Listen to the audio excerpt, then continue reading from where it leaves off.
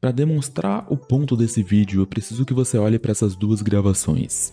Eu fiz elas basicamente no mesmo intervalo de tempo, é a mesma pessoa que tá fazendo elas, né, sou eu, e é basicamente o mesmo desenho ali, um retrato e tal.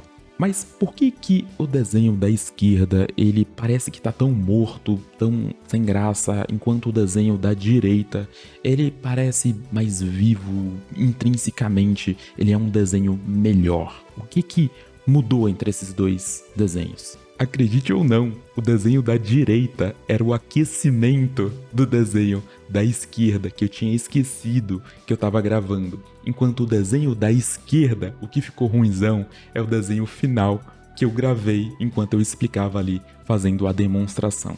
É muito triste que o resultado final tenha sido mais feio, mas isso foi só um exemplo, porque muito provavelmente já deve ter acontecido com você também, de o seu esboço ali que você fez descontraído, ficou lindo, mas o desenho quando você senta e fala, cara, vou fazer pra valer agora, ele acaba não saindo tão legal.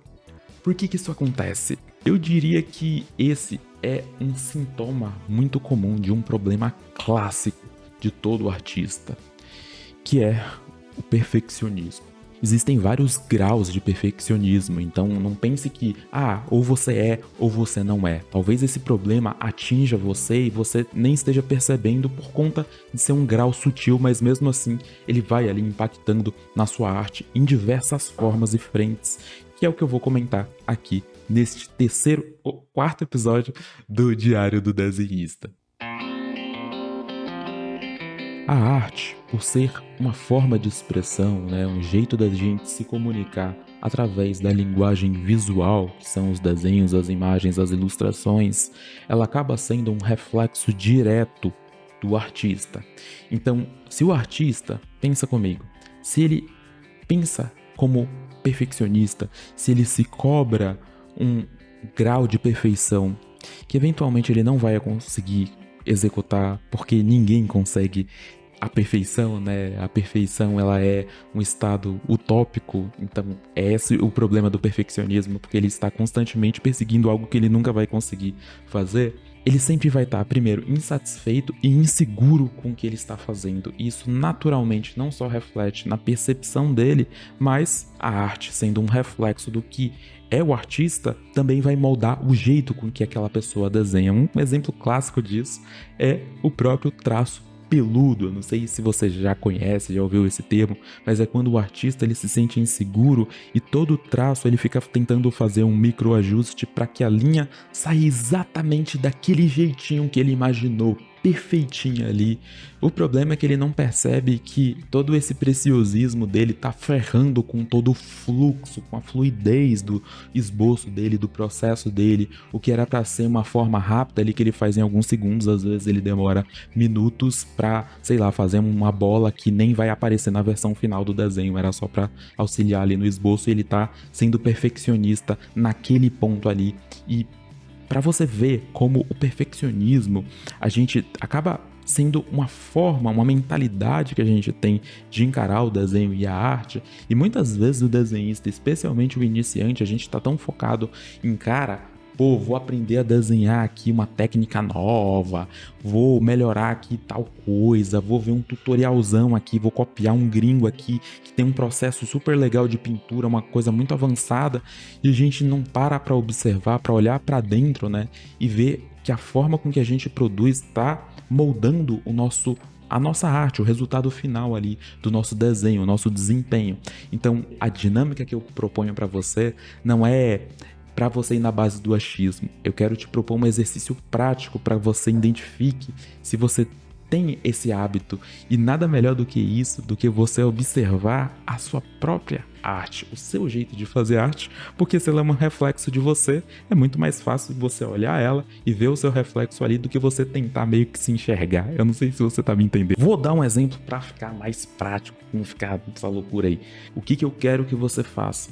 Eu quero que você desenhe e que você simplesmente grave você desenhando e depois você observe, que você analise, porque ali você vai ver o teu jeito de produzir, você vai ver o tanto que sua mão treme para tomar uma decisão, o tanto de tempo que você demora, você vai ver se você já ajusta seu processo aos poucos, dá uma analisada no jeito que você produz, vê se a sua mão ela passa ali confiança, vê se o seu processo ele tá fluido, se você fica indo e voltando, tudo bem, claro, né, gente? Se você tá ali no final, tá fazendo uma coisa super complicada, uma mão ali, algo que você ainda não domina, é natural que você vá refazer ela algumas vezes. Só que vai muito da maturidade artística, de você saber ali se conhecer e interpretar ali o seu desenho para você saber, não, isso daqui é insegurança, não, isso daqui é justo que eu esteja refazendo, retrabalhando isso daqui. Então vai um pouco de você ter essa maturidade e esse discernimento para você entender seu próprio processo, mas você só vai conseguir fazer essa análise se você tiver material para isso, se você gravar e conseguir ali observar. E eu sei que talvez você pense que, gravar é muito trampo ali e tal, mas cara, não é. Deixa eu te mostrar a forma com que eu gravo. Você com certeza tem aí esses materiais para gravar também o teu processo, que é basicamente livros, né? Uma pilha de livros aqui, você vai pegar, você vai empilhar os livros, e daí o que você vai fazer é pegar, sei lá, tipo um lápis aqui, ó, e tu vai enfiar entre os livros, saca? Um parado assim, outro assim, mais ou menos, saca? E depois você vem aqui com o celular e pimba, coloca ele aqui. Ficou todo troncho aqui nesse caso porque... caralho. Pronto, ó, tá vendo? Ele vai ficar bonitinho aqui se você fizer bem feito. É assim que eu gravo todos os meus vídeos, esse daí que você acabou de assistir, por exemplo. E isso no tradicional, né? Se você estiver desenhando, sei lá, no celular, algo do tipo, você mesmo pode vir aqui e gravar sua tela. Aqui, ó, gravar tela.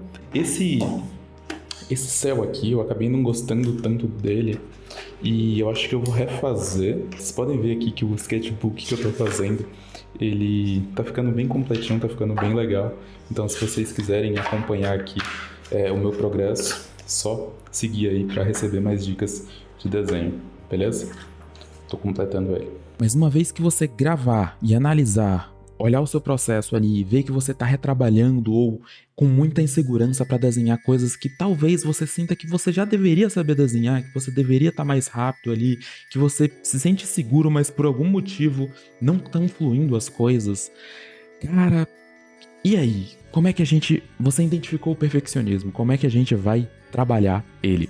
Não é simplesmente falar assim, agora eu vou deixar de ser perfeccionista, né? Porque o perfeccionismo, perceba como ele é causa, né, de um problema. Então, por exemplo, o traço peludo. E daí você tem o perfeccionismo como a causa desse problema. Mas o que causa o perfeccionismo daí, entendeu? Tipo, você vai subindo a escadinha. Não é simplesmente chegar e falar, não sou mais perfeccionista. Parei, entendeu? Não é assim. Por que você é perfeccionista? Essa é a segunda etapa. E essa, infelizmente, é uma resposta que eu não posso te dar, porque ela é muito pessoal. Veja, no começo desse vídeo eu te mostrei um exemplo de perfeccionismo que acontece comigo, quando eu, por exemplo, vou gravar um vídeo. E eu sei que aquilo acontece porque, especificamente para mim, eu vou ser cobrado, né? Vai ter um julgamento de um monte de pessoas que vão ver o meu vídeo ali e tal, e vão ter uma expectativa sobre o meu desempenho, sobre os meus desenhos, e de ter algo legal, e naturalmente isso me engessa, e eu preciso encontrar um jeito de conseguir fazer o meu processo ficar fluido e entregar o meu melhor, sabendo de tudo isso. Então, essa pressão, esse nervosismo, de certa forma, acaba refletindo na minha performance ali, na minha arte. Isso é algo pessoal do Marcelo, né? Então, talvez para você seja algo diferente. Algo que também acontecia muito comigo quando eu comecei era eu delegava uma atividade, uma competência, algo muito difícil para o meu nível atual. Atual não, né? Pro meu nível da época. Então, eu tentava fazer coisas muito difíceis e o meu nível ele ainda era muito baixo. Então, eu vivia perseguindo algo que eu não conseguia entregar. Resumindo, você encontrar a causa do perfeccionismo é algo pessoal, é só que você vai conseguir fazer uma análise ali e entender. Às vezes você pode fazer uma análise de você observar tudo e você não encontrar um motivo aparente pelo qual você esteja sendo perfeccionista. É natural. E o que eu falaria nesse caso?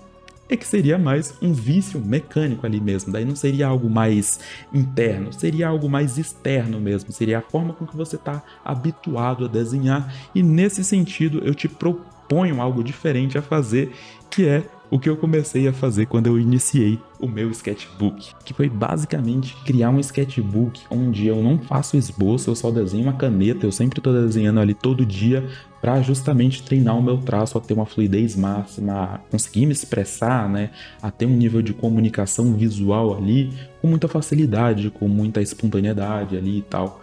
Então, se você sente que você tem um perfeccionismo e você não consegue identificar uma causa interna muito aparente e que você tem certeza que você é perfeccionista, mas você não sabe o porquê, talvez seja só algo mecânico mesmo. Então, o que eu recomendo você fazer nesse caso é assistir o primeiro episódio dessa série aqui do Diário do Desenhista, onde eu comecei o sketchbook, eu explico lá toda a lógica por detrás desse sketchbook, as regras que você tem de fazer, como que você começa tá tudo muito bem explicadinho lá. Eu tenho certeza que se você tem esse problema, esse episódio vai te ajudar demais. Por hoje é só. Muito obrigado pela sua atenção e até a próxima.